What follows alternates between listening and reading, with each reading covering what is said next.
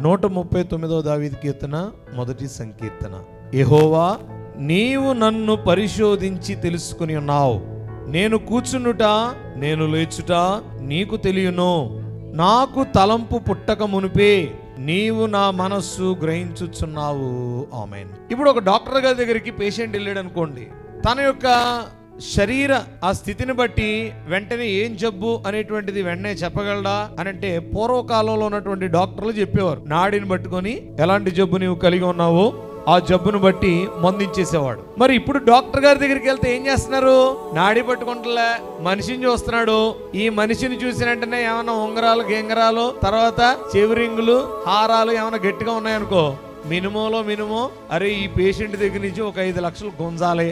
తర్వాత వెంటనే తీసుకెళ్ళి సిటీ స్కాను, ఎంఆర్ఐ స్కాను, ఆ టెస్ట్లు ఈ టెస్ట్లు అని మొత్తం అనేకమైనటువంటి టెస్టులు రాయడం, దాదాపుగా దాని మీద కూడా ₹1,000 నుండి ₹1,00,000 వరకు తీసుకోవడం. ఇది నేను చెప్పేటువంటి మాట కాదు, సొసైటీలో జరుగుతున్నదే, అందరికీ తెలిసిందే, ఓపెన్ సీక్రెట్. మరలా ఈ మాట చెప్పిన తర్వాత డాక్టర్లందరూ నా మీద కేసు వేసారనుకోండి, ఎవరు నా ఒక్కడి మీద వేస్తే మరి ప్రజలు అన్నటువంటి వారందరూ కూడా అంటున్నటువంటి మాటే కదా.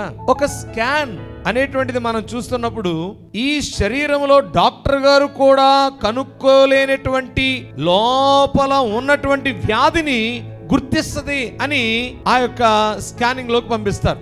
అవునా? అయితే ఈ రోజున సిటీ స్కాన్ మనం చూస్తున్నాం, ఎంఆర్ఐ స్కాన్ మనం చూస్తున్నాం, కానీ ప్రతి మానవుని విషయంలో స్కాన్ చేసేది ఎవరు అని అంటే దేవుడు. గాడ్ స్కానింగ్ లో మనం అన్ని విధాలుగా దొరికిపోతాం. దేవుడు మనల్ని స్కాన్ చేస్తే, దేవుడు మనల్ని పరిశోధిస్తే ఏ విధమైనటువంటిది దాచినా అది దాగదు. కనుక సిటీ స్కాన్ తెలుసు, ఎంఆర్ఐ స్కాన్ తెలుసు. అయితే ఇప్పుడు గాడ్ స్కానింగ్ అనేటువంటి దాని గురించి ఈ యొక్క వాక్యంలో మనం చూద్దాం. దేవుడు నన్ను పరిశోధించాడు అని దావీదు చెప్తున్నాడు. CT scan, city Christ scanning అని మనం అనుకుందాం.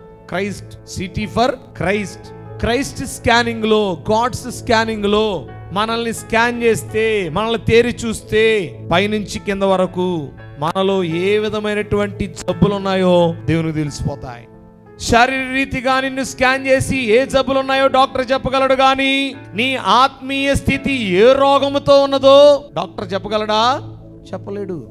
కానీ ఆత్మీయ రోగములను గురించి కూడా స్కాన్ చేసి నీ గురించి తెలుసుకొని నిన్ను బాగు చేయువాడు దేవుడు.